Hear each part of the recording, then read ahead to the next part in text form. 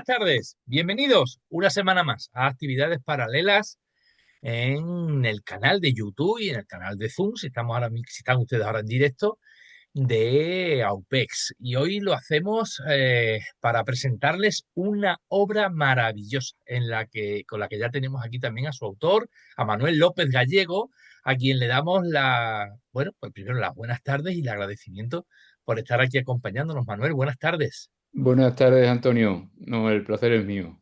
Hoy vamos a hablar nada menos que de este libro que tiene una cubierta fabulosa, pero si bonita es la cubierta, más bonito y mejor es el libro, que se llama La Flor de la India. La Flor de la India de Manuel López Gallego, que salía publicado en la serie KICN de la colección Vinca per Vinca.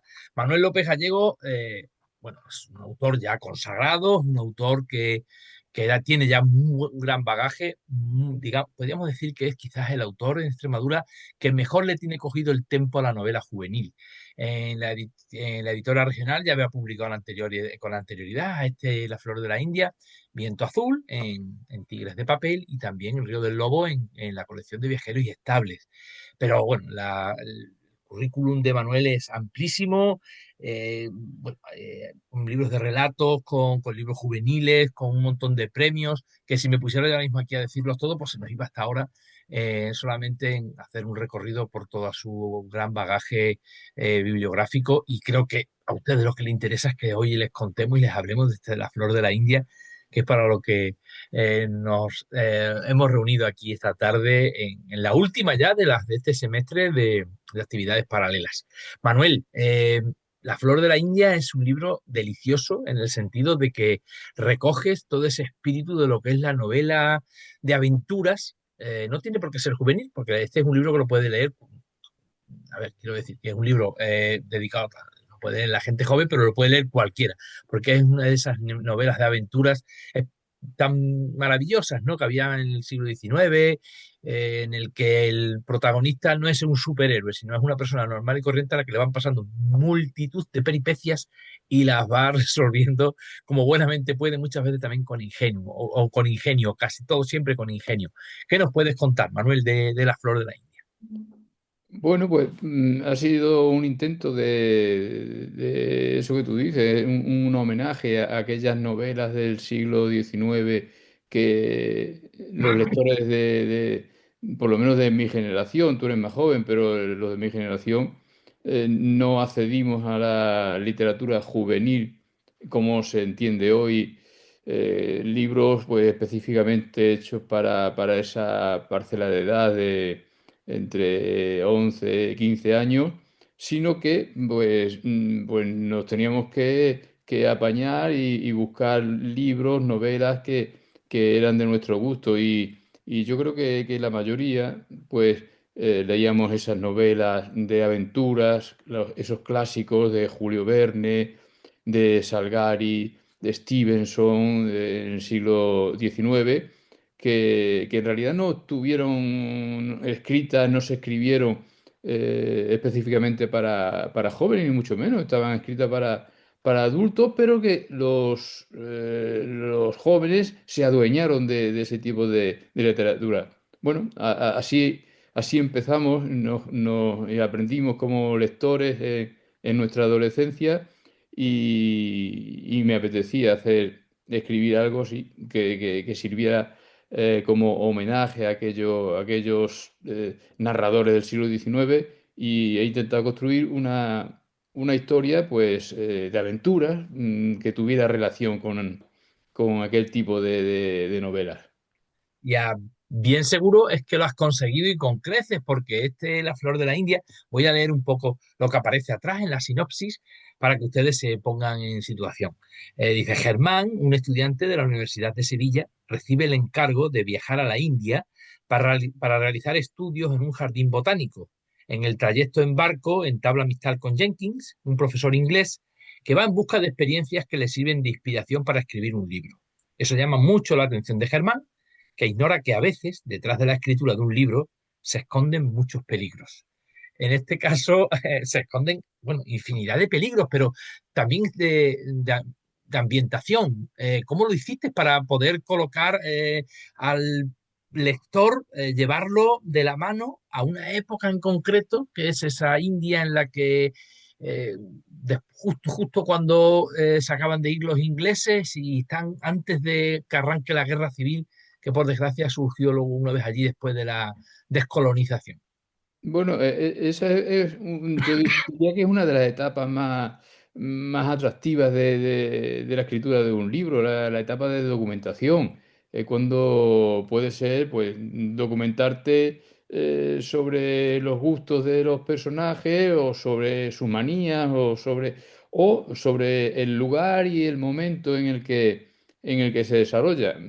Normalmente mis libros eh, tienen lugar más o menos siempre en la actualidad, con lo cual no tengo que documentar mucho en ese sentido, pero me parecía que debía llevarlo un poquito más atrás y entonces lo he situado aproximadamente a mitad del siglo pasado, por los años 50, y como tendría que hacer el viaje hasta la India, me di cuenta de que hacía muy poco tiempo que la India se había independizado y por lo tanto podía ser un momento bastante convulso en el que se podía añadir algo de acción a la novela. Entonces está ese momento en que bueno, los ingleses están haciendo las maletas, están desmantelando los negocios, están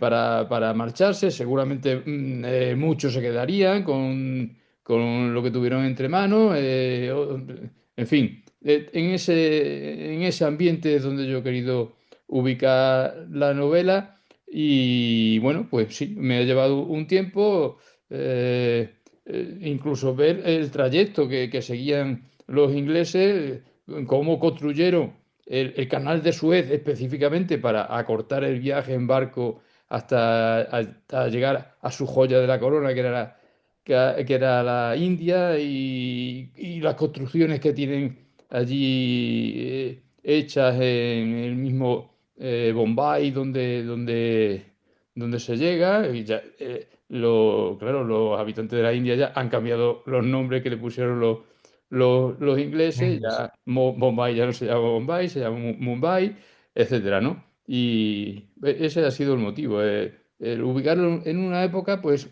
sí, un poquito más atractiva y más aventurera. La flor de la India como tal, que es que le da el nombre al título del libro, es la flor de loto, ¿verdad? Sí, recuerdas que en la presentación que hicimos el otro día Villafranca, del ¿no? libro, conté que la idea del libro me había surgido leyendo el poema de Rubén Darío, La sonatina de Rubén Darío, donde aparecían un par de palabras que me llamaban la atención porque las desconocía. Una era la palabra Nelumbo. Decía que la princesa, todo el mundo sabe cuál es ese poema de Rubén Darío, la princesa está triste que tendrá la princesa. Eh, Aparecía la palabra Nelumbo como una flor que tenía la princesa en su jardín y yo no sabía lo que era un Nelumbo. Cuando lo busqué me di cuenta que en realidad el Nelumbo era la flor del loto, que es la flor nacional de la India, también la flor nacional de Vietnam, una flor sagrada en el hinduismo. Bueno, no sé por qué Rubén Darío le quiso dar ese nombre y no el con el que conocemos nosotros el nombre de la flor. Es una flor acuática, de color rosáceo, muy, muy bonita. También aparecía la otra palabra que no conocía yo, era Golconda. Decía, ¿qué estaba esperando la princesa? ¿Que venga el príncipe de China o el príncipe de Golconda? ¿Y dónde está Golconda? Yo no conocía. Y bueno, también estudiando, veo que Golconda era un país que estaba, o un reino que estaba dentro de lo que hoy sería la India, un pequeño país que fue independiente en el siglo XVI, entre el siglo XVI y XVII, y que era sobre todo muy conocido. Ahora solamente queda, pues, de la ciudad antigua de Golconda quedan solamente unas ruinas. Era una ciudad amurallada y era sobre todo muy conocido por las minas de diamantes, que tenía muchas, tenía como 30 minas de diamantes, en la que trabajaba pues como 30.000 personas, esclavos en su mayoría en ellas. Y de ahí, bueno, pues han salido los mayores diamantes de los más conocidos. Algunos, bueno, pues pertenecen a la joya de la corona inglesa, otros pertenecen a la joya de Francia, que por cierto estaban entre esa exposición que está en el Louvre y que fue robado hace poco, pero los ladrones pasaron al lado de uno de los diamantes más famosos, llamado el Regente, y no se lo llevaron, porque es un diamante muy, muy grande y seguramente iba a ser muy difícil de colocarlo, ¿no? perderlo, sí. Bueno, con esa lectura del poema de Rubén Darío, eh, a- a- pues me surgieron ideas para formar esa novela. Entre la flor de la India, la flor del loto y las minas de diamantes de Golconda, ahí ya tenía para empezar a tirar del hilo. En el libro hay dos personajes principales que son Germán y Jenkins, que son prácticamente antagonistas, vamos, principalmente no súper antagonistas, ¿no? Pero son a la vez esos personajes que siempre tiene que haber en toda novela que se precie, sobre todo en el que uno complementa al otro. El Quijote Sancho, el Phileas Fogg con Rigodón, en fin, que siempre, y en este caso es este Germán con Jenkins. ¿Cómo construyes cada uno de ellos? Y es que hay momentos en los que de una hilaridad que te tienes que reír a la fuerza, porque es que es muy Jenkins a mí es un personaje eh, que me gusta muchísimo porque tiene unas ocurrencias que son que, que lo hacen encantador. El seguirlo, parece que estás deseando que le toque un diálogo Pues sí, con Germán, a ver en- en- qué se le ocurre, ¿no? A ver qué locura se le ocurre a este hombre que supera a las que ya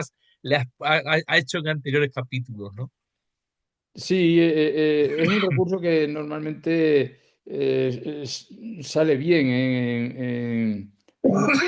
en novelas y en películas. Esos dos personajes que son tan diferentes, que son antagónicos y que son casi complementarios, que yo pues diría que casi entre los dos forman pues una persona normal. Es decir, Eso todos es. tenemos en nosotros esa parte de conservadurismo y de cobardía y de vez en cuando, pues, somos soñadores, tenemos ocurrencias, ¿verdad? Quien mejor lo hizo, como tú has explicado ahora mismo, Cervantes con el Quijote, con esos dos personajes antagónicos. Y yo creo que ese choque entre esas dos visiones de uno y otro produce inevitablemente el humor. Con la visión que tiene de la realidad uno y la visión que tiene de la realidad otro, totalmente contrapuestas. Uno es más aventurero, va a buscar la aventura porque lo que quiere es escribir un libro y empuja a Germán, al verdadero protagonista, que no tiene ninguna gana de aventuras, que él lo que quiere es acabar cuanto antes con ese viaje que le ha encomendado su profesor y volverse a su casa con su madre, que es donde él está a gusto. Pero esa confrontación de los dos personajes es lo que me parecía que podía darle juego a la novela. Y la verdad es que da un juego maravilloso. Manuel, los años en los que tú has estado impartiendo clase, el contacto directo con las generaciones de alumnos que han pasado por tus manos, eh, me imagino que eso imprime a la hora de cogerle el pulso a la novela juvenil novela juvenil, novela de aventura, en la que eres un excelente escritor y un gran maestro, ¿no? Imagino que sirve, ¿no? Te hago también esta pregunta porque actividades paralelas está dentro de a la Universidad de AUPES en la que hay cursos de escritura creativa de diferentes alumnos y ven muchos estos vídeos también para ir tomando referencias. Pues el contacto con los alumnos, el contacto con las clases, sobre todo me ha valido a mí para conocer la literatura juvenil. Ya dije antes que en nuestra adolescencia los autores de literatura juvenil no existían, empezaron a Correcto. surgir en los años 80. Tengamos en cuenta que la misma psicología no daba una etapa, no daba la adolescencia como una etapa especial en la vida de la persona, igual que en siglos anteriores, en el siglo XVIII o XVII, no se sabía o no se entendía que la niñez fuera otra etapa distinta en la persona. Se tomaba al niño como un adulto y se le hacía trabajar si había que trabajar sin problema ninguno. Curioso, en algunos, incluso en algunos cuadros donde aparece la Virgen y el niño tiene cara de adulto, Sí, sí. cara de un hombre calvo, cosa rara. Y es que pues se entendía eso, que la niñez no era una etapa aparte. Bueno, eso estábamos hablando del siglo XVII, pero es que la adolescencia no se ha considerado una etapa en la evolución de la persona casi hasta el siglo XX. Entonces no es extraño que no se haya hecho una literatura específica para la adolescencia. Bueno, y yo tenía que leer literatura juvenil para aconsejársela a Alumnos, mis ¿no? alumnos. Yo era profesor de lengua y literatura y era casi obligatorio leer. Es una actividad por la que no pueden pasar los alumnos sin hacer, ¿no? Y entonces ahí me dio pie a conocer a los grandes autores internacionales de la literatura juvenil y a los nacionales, a los españoles que han tenido más o menos fortuna hasta que yo me decidí, bueno, voy a intentar abrir este camino. Curiosamente, intenté en alguna ocasión aconsejar un libro de los que a mí me habían gustado, por cierto, un libro que tú nombraste que era de tus preferidos en tu juventud, Miguel Strogoff Oh, de Julio qué Verne, maravilla. y tengo que decir que a mis alumnos les gustó menos. Fíjate. Ellos ya estaban acostumbrados a leer otro tipo de literatura juvenil, más centrada y más preocupada en sus problemas actuales, en problemas de las clases, en problemas con su familia, con los amigos, con las pandillas, y ya eso de un correo del zar no lo entendían tanto. En fin, los tiempos van cambiando y la mentalidad de los lectores también va cambiando. Sin embargo, Manuel, tus libros sí que han tenido mucho éxito en los institutos, porque lo que tú has ido escribiendo durante todo ese trayecto en el que arrancas diciendo que intentas hacer esa literatura juvenil para tus alumnos, mm, es- eh, me consta que has tenido, que en los diferentes institutos en los que se ha leído tu libro, tus libros sí han gustado mucho, han tenido muy buena acogida. Bueno, pero yo Porque has libros, sabido perfectamente no hacen cogerle el novelas tempo, ¿no? de aventura. Esta Claro, sería la primera, diríamos, de estilo diferente, ¿no? clásico. Claro, Las otras que hice y que he seguido haciendo eran novelas que hablaban a los jóvenes de sus de sus preocupaciones problemáticas, ¿no? actuales. El alma del bosque era un niño un joven que por las amistades que tenía y por la pandilla y por irse con quien no debía, había acabado en la delincuencia, había sido detenido.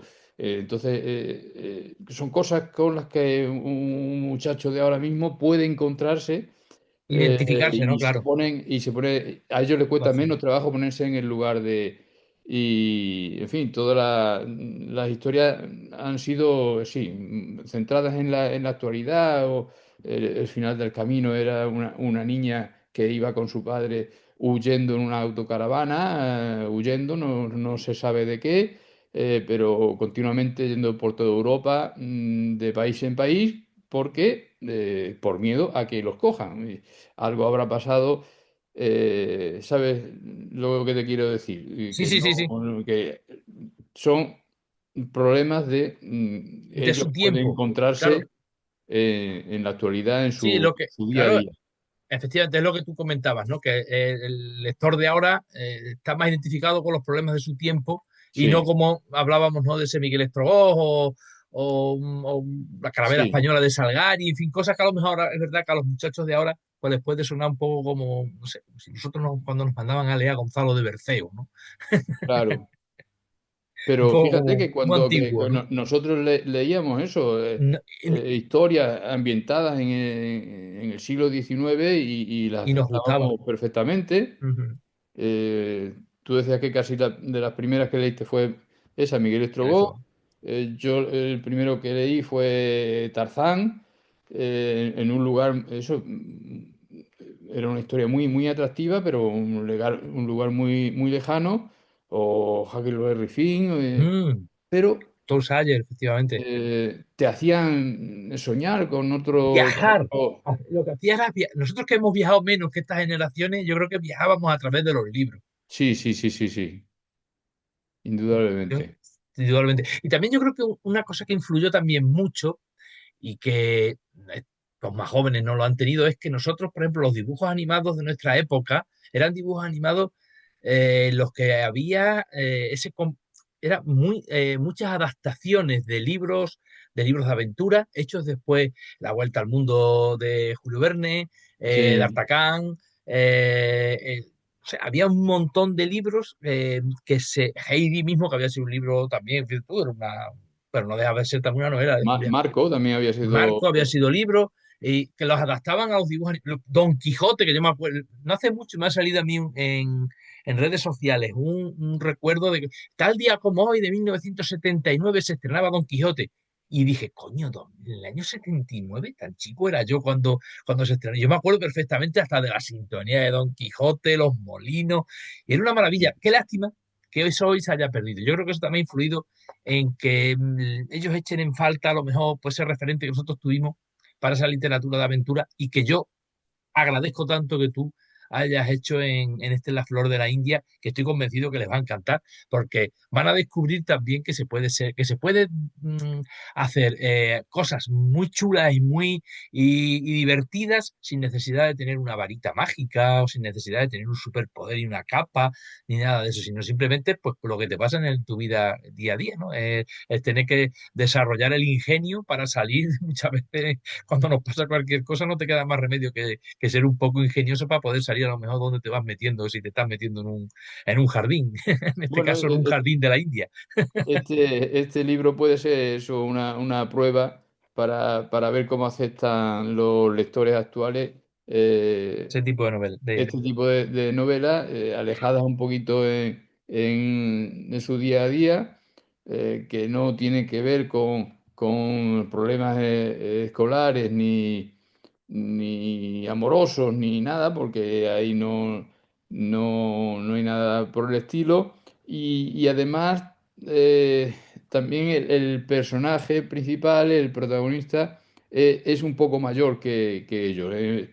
Tiene Sí, un 20 universitario. 22 años, no tiene su misma edad, no sé cómo aceptará, porque normalmente a ellos les gusta que el protagonista tenga su misma edad. Entonces, vamos a ver cómo funciona y cómo aceptan los lectores esta novela. Pues estoy convencido, súper seguro que muy bien, porque es un libro que está muy bien escrito, como todo lo que escribe Manuel López Gallego, es divertido, tiene muchas chispas, te ríes en algunos momentos, en otros momentos pasas miedo y luego después muy bien editado. Ahí ya vamos a poner también nosotros Y la, la estrellita, ¿verdad? Es un libro, tiene una cubierta muy como es, bonita como es habitual en la editora en la Regional de editora, Extremadura, que efectivamente. cuida muy bien sus libros. Un libro. Y Manuel, cuéntanos un poco. Yo sé que a ti no te gusta mucho desvelar y lo entiendo, ¿no? Porque las cosas luego se gafan, pero tú eres un escritor inquieto en el sentido de que terminas una cosa y te gusta ponerte con otra. Mm, Me imagino que te cogemos en plena campaña de producción, ¿no? Aunque no nos digas nada más, simplemente eso, saber que vas a sacar obra nueva, ¿no?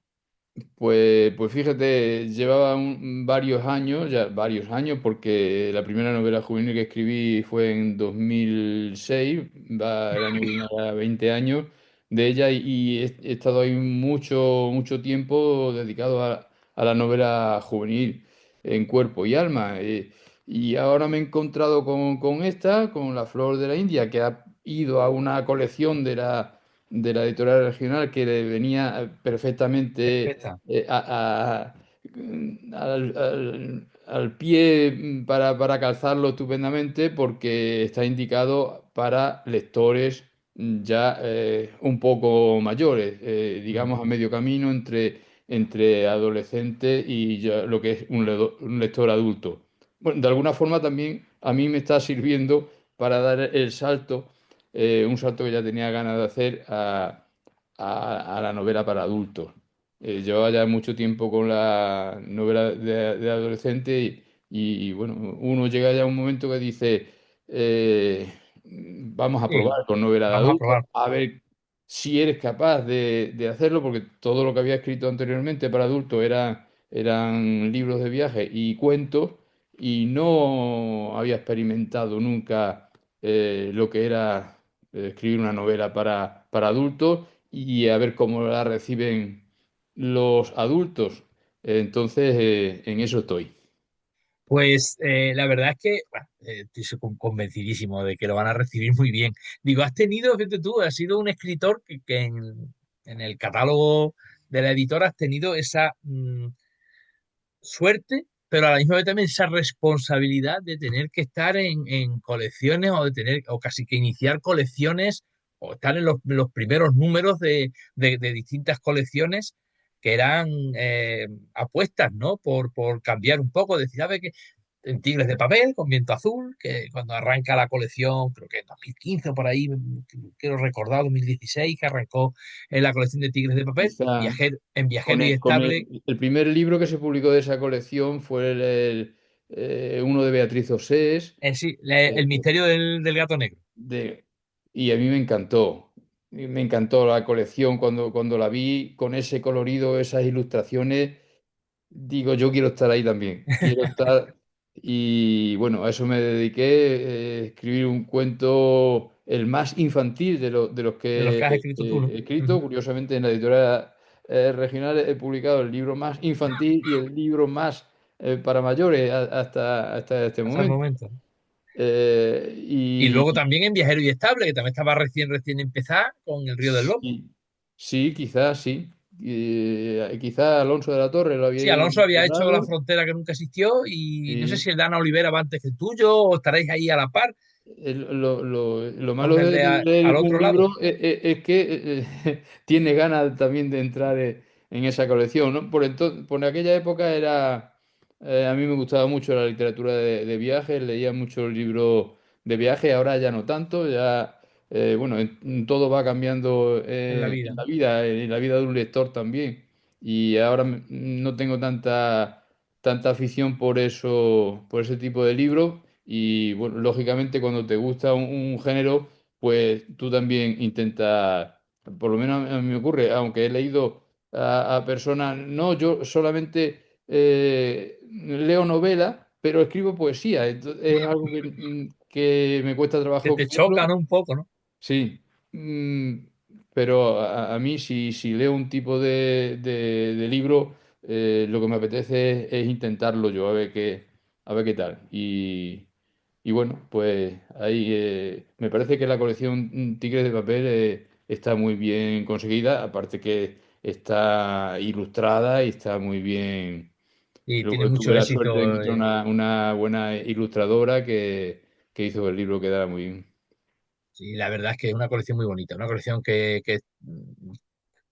con unos títulos que apetece mucho leer, y la prueba está en que sigue, todo el mundo lo quiere, publicar ahí y todo y luego después lo que tú dices es que está muy cuidada, está muy bonita. El último, por ejemplo, la semana pasada estuvimos aquí con Rosa Lencero e Isabel Cuellar hablando del suyo, de Murcia Aprende Inglés, y lo hacemos precisamente desde, no desde Plasencia, desde casa de Juan Ramón Santos, que había publicado, ha salido hace Ah, prácticamente sí, menos de un mes, su libro junto con su hija Mafalda y Daniel Gil, sí, qué un libro bonito, muy también lo he bonito, leído. una aventura al pastel. Hay una colección, que esa sí que ya lleva más tiempo, pero que tengo la sensación, Manuel, que te está llamando a voces. Y ahora que vas a dar el salto a, digamos, una literatura más senior, y ya sabes por dónde voy, a la que me estoy refiriendo, a la joya de la corona, por lo menos para mí, como es la gaveta. Estamos hablando de joya de la corona, cuando estamos hablando de la flor de la India y de la joya de la corona que se trajeron los ingleses tanto de la India. La colección India. La Gaveta, la verdad es que, como tú dices, eh, bueno, ya no como autor, porque es que entonces ni lo era siquiera. Cuando yo vi aparecer los primeros libros de La Gaveta y cuando veía aquellos libros tan bien terminados y con aquellos autores, no me atrevería a decir que fueron uno de los que me empujaron a intentar escribir, pero desde luego se me quedaba las ganas de publicar en aquella colección. Ahí, bueno, conocimos a Eugenio Fuentes, por ejemplo. A Javier Cercas creo que también Y está. Javier Cerca, está en Gaveta de Gavetas, Estamos hablando de de o de primeros primeros espadas, escritores. sí, efectivamente. Pues yo creo que ya ese, Manuel, tiene que ser el siguiente, ya, para, digamos, vale, vamos a seguir locos de contento aceptando manuscritos tuyos para Kaizen, para Tigres, para lo que quieras, pero el de la gaveta yo creo que ese sí que... Yo te lo agradezco. Uno no encuentra muchos editores que se ofrezcan al revés. Yo tengo una grandísima colección de cartas de rechazo. En fin, así que lo tendremos en cuenta. Mira, me comentaba un día David Uclés, que tú, con su un libro que ha ganado, yo creo que el otro día le entregaban el Dulce Chacón en Estuve, Almendralejo. estuve, estuve en, estuve en Estuviste el allí, ¿no? acto, En el sí. astro. El que ha ganado, pues de tú, con esa península, ha ganado, pues, no sé lo que habrá ganado, de premios y el reconocimiento, diría que mundial. Y contaba no hace mucho, en un acto en el que yo asistí, que, que, el, que lo mandó a una editorial, no vamos a decir el nombre, para que vamos a evitarnos con nadie. Sí. Y le respondieron, estimado, ay, estimado, no era ni siquiera estimado escritor, ni estimado, sino estimado, era un poco, no sé qué, 585, no me acuerdo la palabra exacta, como diciendo, estimado número 585, ¿no? Y joder, ese 800, 500 no, 855. Y dije, y si él mismo pensó que ya no soy ni siquiera una persona, soy un número. Y un número. Por eso os digo que los rechazos son muy comunes en este mundillo.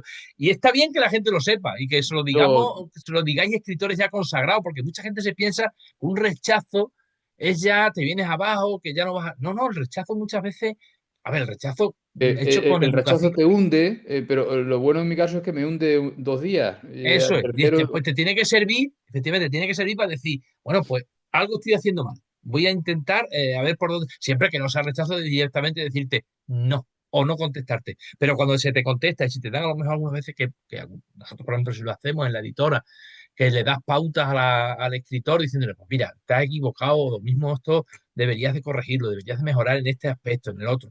Oye, tómalo como lo que es, ¿no? Como una manera de aprender, porque cuando estás en la escuela te equivocabas al principio haciendo una cuenta o te equivocabas claro. haciendo una redacción y tenías que seguir hacia adelante, ¿no? No podías decir, pues ya no sigo, ya que Yo me quiten de las clases. recuerdo habérselo leído a Soledad Puertola, que también hablaba de los rechazos que tuvo ella en su tiempo.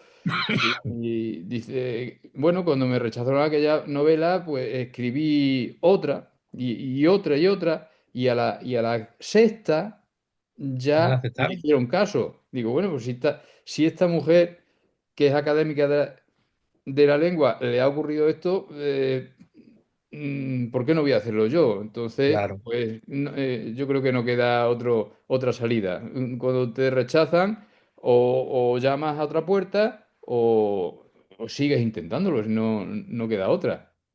Interesante, Manuel, y que te lo agradezco muchísimo que hayamos hablado de este punto, por lo que comentaba antes, ¿no? Que estas actividades paralelas que hacemos aquí en AUPES también, bueno, las siguen mucho personas, hombres y mujeres, que se apuntan a los cursos de escritura creativa que se organizan en Escuela de Letras y, hombre, pues es importante, ¿no? También que aparte de que te den recursos, también te den tener también la experiencia de lo que te puedes encontrar, que esto no es simplemente yo me pongo a escribir y ya mañana está el libro hecho. No, el libro es, al igual que hacer el libro es una tarea ardua, hacer me refiero a escribirlo. Y luego también es una tarea ardua editarlo, pues que saber llegar a tener ese pozo de escritor o ir aprendiendo.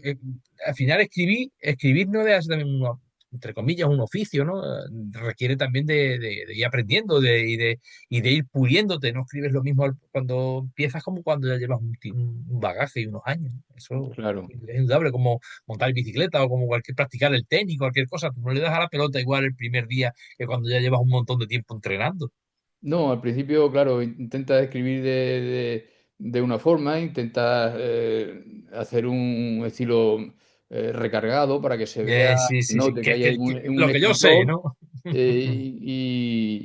Y yo creo que casi es lo contrario. Yo creo que la literatura juvenil me ha enseñado a escribir de forma más clara, de forma transparente, de forma que aquello se entienda lo mejor posible y al mismo tiempo intentar escribir una historia atractiva, divertida, que no tiene por qué ser de humor, puede ser seria, pero divertida en el sentido de que no sea aburrida, de que el Que te lector enganche, tenga claro, interés en continuar en seguir. y tener intriga, a ver qué va pasando a continuación y no aburrirle. Pues de todo eso, de esa intriga, de eso, querer seguir leyendo, no ser capaz de parar ni siquiera cuando termina un capítulo, de todo eso, y en grandes cantidades tiene La Flor de la India, vuelvo aquí a enseñarlo a cámara, con esta cubierta tan chula, de, de una especie de selva, ¿no? Sí, es Sí, de un momento del libro hay un precisamente en el momento, que hay los un dos momento que ellos dos se encuentran ahí en el interior de una selva y bueno, y a partir de ahí le empezarán a surgir más de un problema, sí. están ahí encima, como se suele decir, con más miedo que vergüenza, porque oyen Sí. unos disparos y unas cosas diciendo, ya de aquí no salimos, ¿no? De aquí ya la tenemos. Yo ya no vuelvo a Sevilla a ver a mi madre. Prácticamente es lo que piensa Germán. Y era todo su interés en volver a Sevilla, volver a Sevilla. Muy bien, Manuel, pues ha sido un placer tenerte en estos encuentros que hacemos en AUPES, junto con OP, mejor dicho, en actividades paralelas. Cerrar este ciclo de presentaciones, las siguientes ya serán en primavera, más o menos, sí, más o menos pues, en febrero, marzo, se volverá a arrancar con un nuevo ciclo y que tú le hayas puesto la guinda es también, pues, bueno, motivo de alegría, ¿no? De que hayamos Y para, podido, para mí un honor en ese caso. hayamos podido eso, coronarlo con un libro tan bonito como La Flor de la India, contigo, contándonos cómo lo creaste, dándonos pinceladas de cómo tiene que ser, de lo que tiene que ser un escritor, que también es muy importante, dada tu experiencia, ¿no? Y tus conocimientos. Y un placer absoluto encontrarnos tanto en persona como lo hicimos en Villafranca hace un par de semanas, par de jueves, creo que fue, no, un miércoles, no me acuerdo ya qué día, hace 2 semanas, como hoy aquí en Un esto, martes, fue el martes. martes, Mm. efectivamente, como hacerlo hoy aquí jueves en este encuentro en AUPES. Manuel, te deseo todo el éxito del mundo con La Flor de la India. Sé que lo vas a tener porque el libro es muy bueno y aquí de verdad que esto ya no es una recomendación como editor, porque la editora regional tiene una vocación de pública, no esa vocación algo privada de querer, oye, que hay que comprar libros porque sí, sino porque de verdad que es que el libro merece la pena. Todos aquellos que lo lean van a disfrutar muchísimo con esa lectura, los que ya tenemos una edad, nos vamos a retrotraer a nuestra infancia, esas novelas como tú hablabas al principio, que tanto nos gustaron del siglo XIX y que tanto nos hicieron amar la literatura y engancharnos a ella. Y los más jóvenes van a descubrir, pues, ahora que está tan de moda lo del vintage, pues van a descubrir que hay que hay una literatura que al igual ellos no la conocían, pero que les va a enganchar. Y a ustedes, pues poco más decir que decirles, que los esperamos dentro de unos meses, que hemos sido muy felices llevándoles a su casa cada semana un libro de la editora regional para que lo conocieran y desearles, aunque todavía queda un poco, pero bueno, ya se han encendido algunos alumbrados y eso, pues desearles también una feliz Navidad, que no tendremos oportunidad de hacerlo. Manuel, si quieres Pues añadir alguna otra cosa. nada, agradecerte tu labor como editor y a la editora regional, pues como siempre, estas ediciones tan cuidadas y tan bonitas y yo deseando volver con vosotros cuando pueda ser. Estaba por aquí mirando, voy a salir un momentito de cámara porque voy a buscar un libro de la gaveta que tengo por aquí algunos y los vamos a enseñar para que la gente, seguramente mucha gente sabe cómo son los libros de la gaveta, pero si hay alguien por aquí que está despistadillo, que no lo creo, pero se lo vamos a enseñar. Espera un segundo, a ver dónde tengo yo, tengo aquí uno. Aquí, mira, aquí tengo unos cuantos. Mira, tengo uno de Carlos Lencero, otro de Jorge Márquez y el de Javier Alcaíns. Uy, cuidado, se me cae. ¿Ves lo que comentábamos? Creo que se ven Sí. aquí, hay aquí una perspectiva buena, ¿no? Son unos libros que parecen libros de bolsillo, se podrían prácticamente meter en el bolsillo de una chaqueta, pero eso es lo que les hace también ser todavía mucho más atractivos. No sé si se ven bien. Y antes que esta colección, hubo otro con La libros más, centena, La Centena, que eran libros más pequeñitos, más pequeñitos. que se hicieron 100, 100, por eso se llama 100. La Esa es la Centena. única colección que tiene Sí. principio y fin de la editora. La centena fue una colección que ideó esa mente En preclara el que es propio Antonio nombre, en el Gómez. propio nombre tenía el principio y fin, así que Sí, sí. Esa la ideó Antonio Gómez con esa capacidad que tiene, esa inventiva. Y tenía, al final son 101 porque en vez de llegar, no llegaron, llegaban al cero, empezaban en el 99 y acababan en el cero, pero creo que él no había escrito y le dijeron, oye, Antonio, ¿por qué tú tienes que escribir? Y hicieron el cero cero. ajá. Y por eso tiene 101, al final no es una centena Sí, como pero tal. como tú decías, la gaveta es la colección clásica Sí, de. es la clásica. Es una colección que es una maravilla de colección. Ha escrito yo creo que los más granados de la literatura extremeña y no solo extremeña en esta colección tan bonita. Y que bueno, que ojalá que no muy tarde, la próxima vez que nos encontremos con Manuel López Gallego en actividades paralelas sea para hablar de un libro de la centena. Imagínate formar parte de esa lista de autores, Te lo mereces y qué estamos deseando. ilusión le puede hacer a cualquiera, ¿verdad? Te lo mereces y yo creo que tienes ya, digamos, es como la coronación, ¿no? De una carrera, de, oye, pues he llegado a la centena. Y yo creo, Manuel, que tú, y aquí hago el ofrecimiento público, creo que debes de estar como dice Ángel Yacer en eso de la Antena 3, eso de la que tu cara me suena, fulanito tiene que estar en la siguiente edición de Tu cara me Ujú. suena, ¿no? Pues yo digo lo mismo. Manuel López Gallego tiene que estar en la siguiente edición de la centena. Pues muchísimas gracias.